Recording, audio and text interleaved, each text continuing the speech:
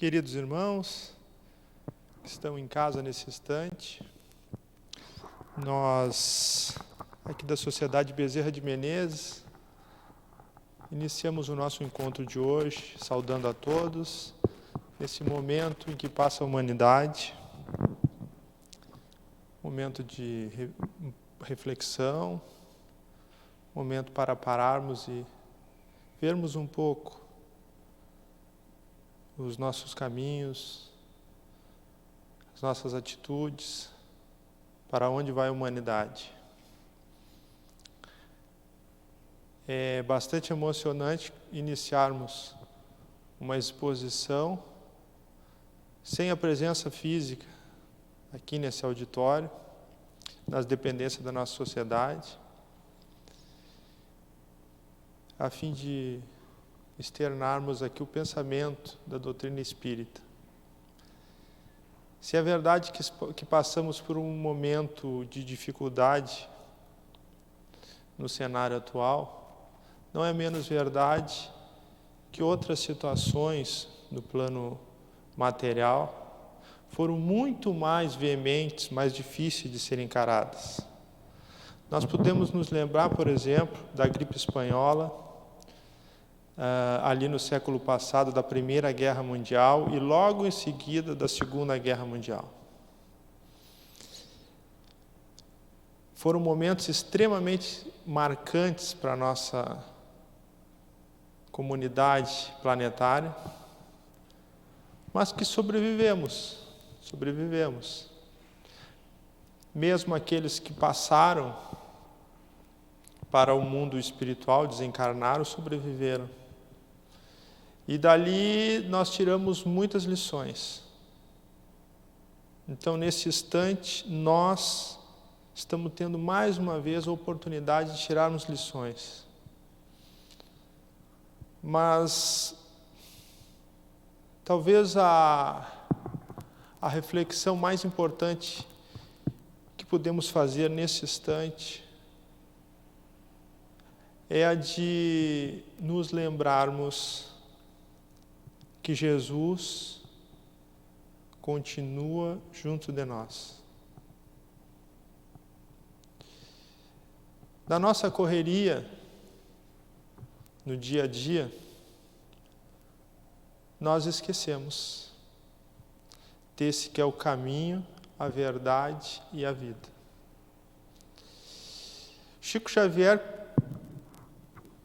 confidenciou a alguns amigos, segundo corre nos bastidores, que depois de muito tempo da doutrina espírita, as trevas iriam querer tentar tirar Jesus do foco da doutrina espírita. E não é de se estranhar, porque ao longo da humanidade isso ocorreu com muita facilidade. O cristianismo ficou escondido por trás de muitas doutrinas. E mesmo assim o cristianismo não lembrava a figura de Jesus. Então, neste dia, nós vamos trazer o título Jesus em Nossas Vidas,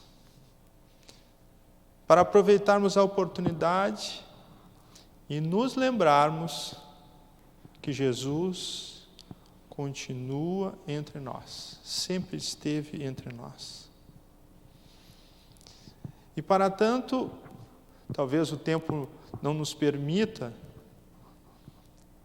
fazer um apanhado histórico como deveríamos fazer, e na medida da nossa modesta compreensão, mas pelo menos alguns pontos marcantes da história, desde a vida de Jesus até aqui, nós podemos nos lembrar.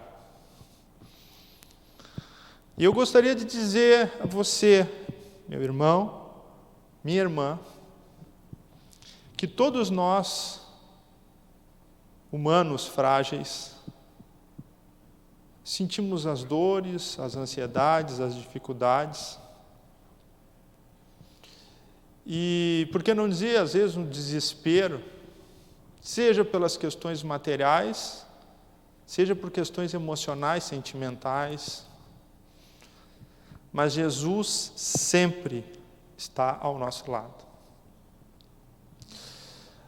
Quando o Império Romano começou a perder força após a ascensão de Nosso Senhor, mas uma subida que Ele não nos deixou.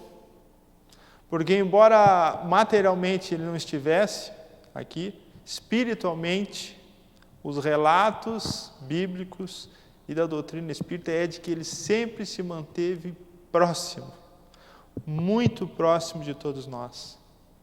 Foi assim quando Ele conduziu Paulo, quando Ele apareceu para os apóstolos, quando Ele palestra para os 500 da Galileia. Foi assim a todo instante da história, nesses 2000 anos. Então, logo o império começou a perder força, o imperador, no ano de 313, não teve outra alternativa que não fosse admitir o cristianismo, a doutrina de Jesus, para ser professada no império. Mas tão logo ele fez isso, algumas décadas mais tarde, aquilo começou a tomar conta das pessoas de uma forma, essa tal liberdade de poder professar a fé e de se lembrar de Jesus, que, como é comum no nosso orbe, houve muito desentendimento entre os cristãos. E vejam só que ironia do destino. O imperador foi forçado, para manter a paz no império, a fazer um grande encontro, que foi conhecido como o Concílio de Nicéia. E nesse concílio, então, ele foi o mediador dos cristãos. Então, logo termina, ali, no século IV, mais ao final do século IV, nos últimos anos, o próximo imperador, ele consagra o Concílio de Tessalônica, que foi o de admitir como a única fé do império a ser professada seria o cristianismo. Mas o que vimos a partir dali, do século V ao século XV, foi um período muito turbulento para a humanidade. Como dizia o historiador Johann Huizinga, na sua memorável obra O Outono da Idade Média, foi um período de muita tristeza, de muitos desafios. Aqueles mesmos desafios a que Jesus teria permitido com que João, na ilha de Patmos, tivesse uma visão espiritual do Apocalipse, ou seja, das dificuldades transitórias a que passaria a Terra. E nesse período de aproximadamente 1000 anos, muito Jesus esteve presente a todo instante. Esse ser cuja grandeza não conseguimos dimensionar, e às vezes, por hora, tentamos numericamente perceber a sua grandeza, quando nos damos conta de que a nossa Terra, criada em torno de 5,5 bilhões de anos, ele já era Cristo. Ele já era Cristo. Quando Emmanuel nos diz que a galáxia que Jesus foi criado não existe mais, podemos também levar em conta, pelos dados da nossa ciência, que uma galáxia vive em torno de 15 a 30 bilhões de anos. Nós começamos a entender, pelo menos numericamente, a existência desse ser. Mas que isso tudo é muito efêmero, cuja grandeza mais importante é aquela verdadeira espiritual. A de que ele é o guia e a direção da nossa humanidade, o grande administrador. Jesus esteve com Moisés e conduziu Moisés para que salvasse o grande povo, aquele povo que daria continuidade a uma libertação consciencial, que era um poder de certa maneira, imperialista do faraó. Mas ao longo desses 2000 anos tivemos outros exemplos incríveis de que Jesus participou diretamente da evolução humana.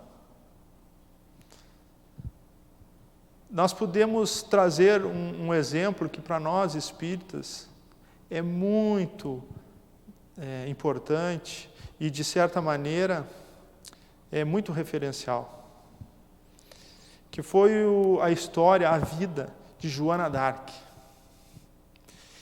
Esta história, ela foi muito mal compreendida pela humanidade.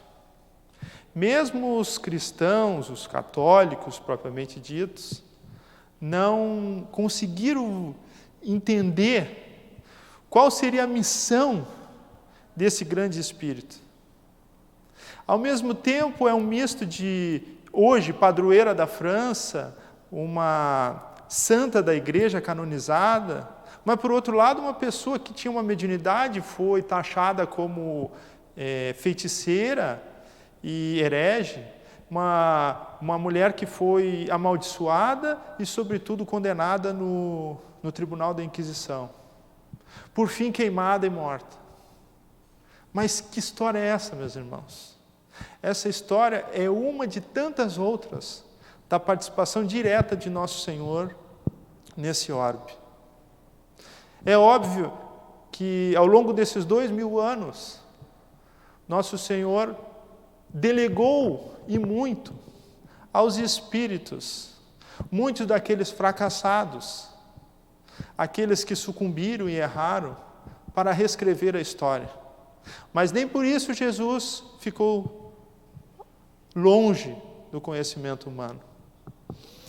Essa história é muito surpreendente, da Jeanne d'Arc, como é conhecida, a Joana d'Arc, e que foi escrita por ela mesma, através da médium Hermance Dufault, não em espírito, mas quando estava encarnada. Ela, na época de Kardec, uma menina, teria psicografado 3 obras, diretamente dos espíritos. Entretanto, apenas uma delas foi publicada. Ela teria recebido inúmeros espíritos importantes da França. São Luís, né? Joana d'Arc e Luís XI. Na verdade, ela psicografou a autobiografia ditada pelos próprios espíritos. E nesta autobiografia, especificamente da Joana d'Arc, ela conta como foi toda a sua existência, como foi o contato com a espiritualidade e o que representava, sobretudo, a França nesse cenário de evolução humana. Os pesquisadores dizem, meus irmãos, que a região onde é a França hoje era exatamente onde eram as Gálias. As Gálias onde Kardec havia nascido, né? E foi um druida, e mais tarde é revelada por um dos espíritos da codificação, que o chamava de amigo daquelas épocas. Mas, sobretudo, a França, ela, durante muitos e muitos séculos, guardou uma importância na humanidade e pela espiritualidade superior. A razão disso talvez esteja no fato de que nessa região das Gálias houve em torno de 1.115 guerras, nesses 3.000 anos daqui para trás. E atrás estaria a Inglaterra com menos 10 guerras. De maneira que, pelas leis cósmicas, aquele ambiente mais beligerante, onde houve mais guerras, mais conflitos, estaria obrigado a fazer parte do crescimento da humanidade. E nós podemos notar que após o Império Romano, quando os povos bárbaros, que eram inúmeros, os vândalos, os francos, os saxões e tantos outros, foram tentar romper o Império Romano e conseguiram, O povo que foi o vencedor, o hegemônico, aquele que teve mais poder, foi os francos. E daí vem a França. E o primeiro rei da Europa, podemos dizer assim, foi Clovis. E os povos germânicos, os povos bárbaros, eles não tinham religião, eles eram pagãos. E Clovis também. Mas veja a intercessão divina, a intercessão de nosso Senhor Jesus Cristo, para que todo aquele trabalho que foi feito, pré-Roma, em Roma e depois com a continuidade do cristianismo, não se perdesse. Ele tocou o coração da mulher de Clovis, a Clotilde. E enquanto essa mulher não descansou de tentar persuadir o seu marido a se converter ao cristianismo, ela não sossegou um minuto. Até que um dia Clovis disse: está bem, mulher, eu irei me converter. Nesse instante, quando ele se converte, todo o império se converte junto. Muitos não entendem como um simples carpinteiro conseguiu fazer uma doutrina que dura 2000 anos sem interrupção. E a resposta é justamente essa, nesse momento de aflição que nós estamos vivendo. Jesus nunca nos abandonou. E nesse instante de dificuldade, nesse instante em que nós esquecemos da fé, de que nós não sentimos muitas vezes as coisas e vemos um desespero nos tomando conta, e em nome de Jesus Cristo, nós convocamos a cada um dos irmãos e das irmãs a um momento durante o dia de parar e se conectar com o nosso Senhor Jesus Cristo e sentir a presença desse ser que é automática. Jesus nunca esteve tão próximo de nós e nunca esteve tão preocupado com os nossos destinos. Pedi e obtereis, diz a máxima evangélica, bíblica e espírita. Tenhamos a certeza que nosso Senhor não nos abandona nem um instante. A partir de Clovis, que conquistou grande parte da Europa, em seguida nós tivemos um outro seu sucessor, chamado o Pipino o Grande. Pipino teve a brilhante ideia de se unir com a Igreja Católica e com o Papa receber as bênçãos papal para o seu reinado. O grande historiador Ernest,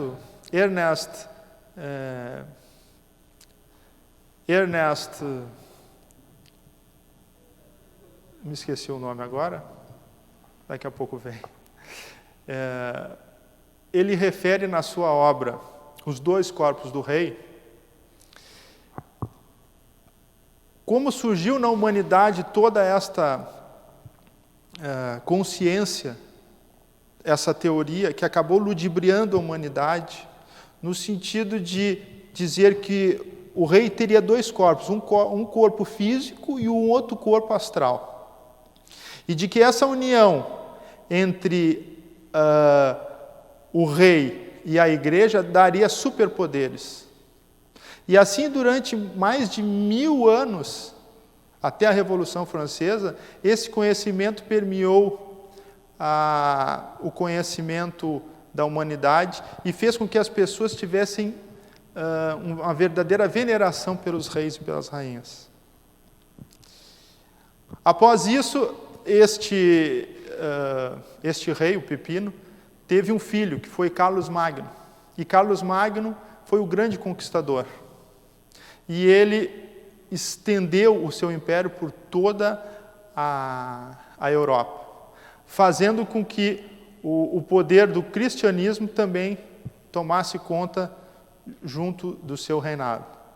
Quando ele morre, ele tem 3 herdeiros, né? Que são os seus netos. E os 3 netos fundam os 3 grandes países: Itália, a França e a Alemanha.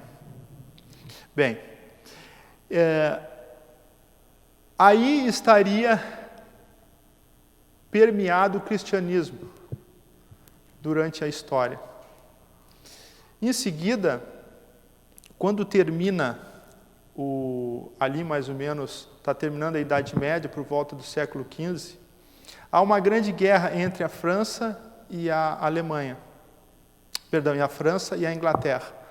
E nesta guerra, a França teria perdido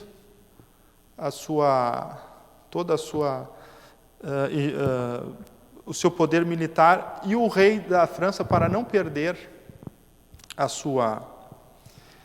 o seu mando, faz um acerto, que foi um tratado de Troia, com o rei da Inglaterra, dizendo que ele não entregaria em vida o seu reino, assim como só quando ele morresse.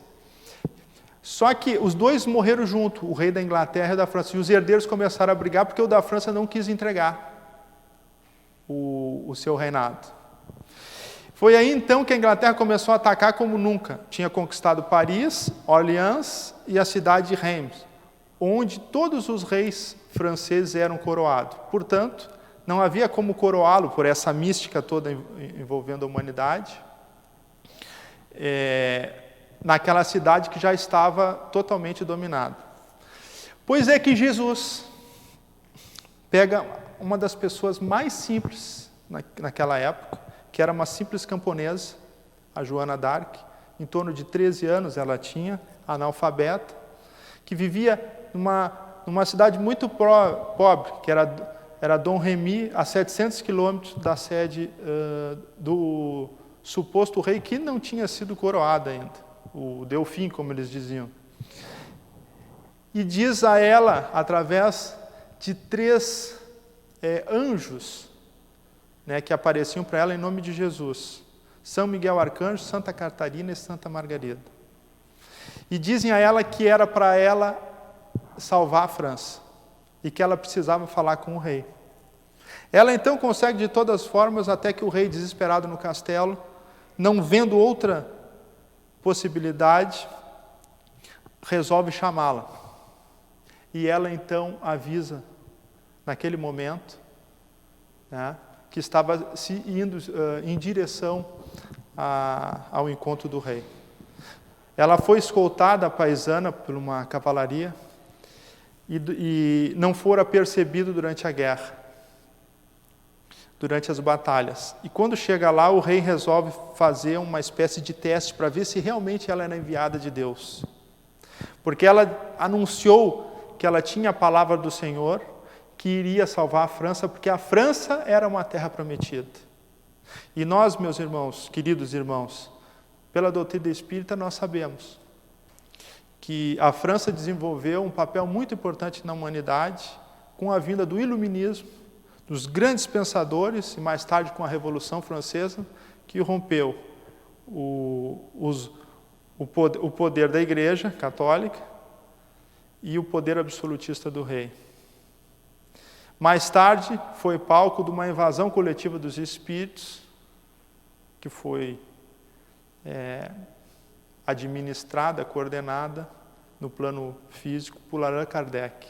E é por esse motivo que nós estamos aqui. Porque Jesus sempre esteve presente e sempre coordenou os trabalhos da Terra. Então ela foi colocada a muitos testes. Primeiro, o rei diz para ela que era para ela dizer o que ela sabia. E ela então pede que ninguém escute, porque o que ela tinha para dizer era uma coisa direta do Senhor para o rei. Eles se afastam e vão para os aposentos, em particular, e ela diz ao rei que era para o rei entregar os exércitos na mão dela, uma menina de 13 anos. E o rei disse: mas você conhece alguma tática de guerra? Ela diz: eu não. Acho que o senhor não está entendendo. Quem comandará todo o exército será as forças supremas. E é nesse sentido que ela então inicia. Não sem antes enviar uma carta ao rei da Inglaterra, dizendo que quem estava no comando eram as forças supremas que queriam preservar a França da invasão e que haveria, infelizmente, um conflito muito grave e que a própria Inglaterra sairia perdedora. O rei não deu bola, ela parte então para a primeira batalha e na primeira batalha ela manda uma carta, dizendo que era uma carta direta direcionada ao comandante do exército inglês, e o comandante também não deu bola. Ela ganha a guerra. E o mais interessante de tudo, que quando o rei da França, ele admite ela como uma enviada de Deus, assumindo o exército francês, além de entregar um cavalo branco para ela, chamam um maior pintor francês e ela faz um estandarte para marchar na frente dos exércitos da França. E na flâmula tinha a figura de Jesus, de Nossa Senhora e de um anjo. Bem, meus irmãos, ela consegue vencer, retomar Orleans, depois a cidade de Reims, e o rei é coroado lá. Infelizmente, esse espírito, que nós sabemos por força de Chico Xavier e Edivaldo, foi a encarnação de Judas Iscariote, que teria vendido por 10 moedas Jesus, e infelizmente, o próprio rei vendeu por 10.000 francos, esta que hoje é um símbolo espiritual da mediunidade, é a padroeira da França e também uma santa da Igreja Católica canonizada. É apenas um dos exemplos de tantos outros maravilhosos que nós temos para dizer que Jesus tem feito milagres em nossas vidas. Em cada momento, Jesus transforma o nosso dia e noite, coordena a natureza, coordena multiplicações, as encarnações das pessoas, coordena o mundo, tanto do ponto de vista biológico, microscópico, quanto da rotação do nosso sistema solar. É um ser absoluto, supremo, que realiza outros tantos milagres invisíveis que sequer podemos imaginar. É o ser que fez milagre nas mãos de Chico Xavier, transformou um mineiro com aquelas mãos abençoadas numa psicografia encantadora que hoje nós temos a oportunidade de apreciar. É o ser que comandou todos aqueles espíritos, que ajudou Allan Kardec, que chamou Kardec de espírito amigo, se identificou como o espírito da verdade. É aquele que fez Divaldo falar com toda a força e veemência ao longo desses mais de 90 anos. É o ser sublime que fala direto nos nossos corações. Então, portanto, nós rendemos homenagem a esse ser sublime e convocamos a todos a uma prece a fim de agradecermos muito por tudo que Jesus tem feito em nossas existências, por tudo que Jesus irá fazer por nós, pela possibilidade de estarmos encarnados nesse planeta e de vivermos esse momento tão importante, a transição de um mundo que está passando de provas e expiações para a regeneração. Nesse processo longo, os maiores beneficiados seremos nós. num planeta ainda onde haverá muita felicidade, muita alegria, muita fraternidade.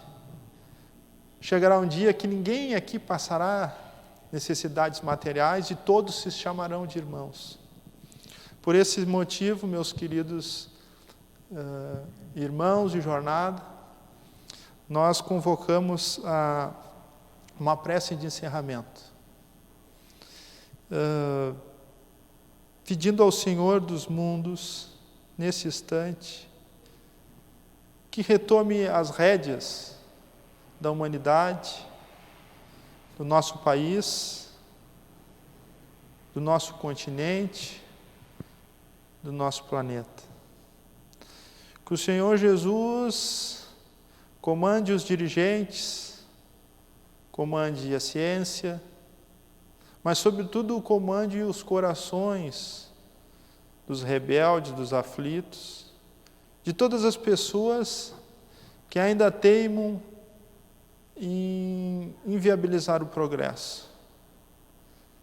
Que possamos ter a certeza de que o Senhor Jesus atua e atuará sempre em proveito da humanidade. E está em toda parte, bastando que levamos o nosso pensamento em nome do amor, em nome da paz. Rogamos a todos força, fé e perseverança. Muita luz, muita paz a todos. Até a próxima. Que assim seja.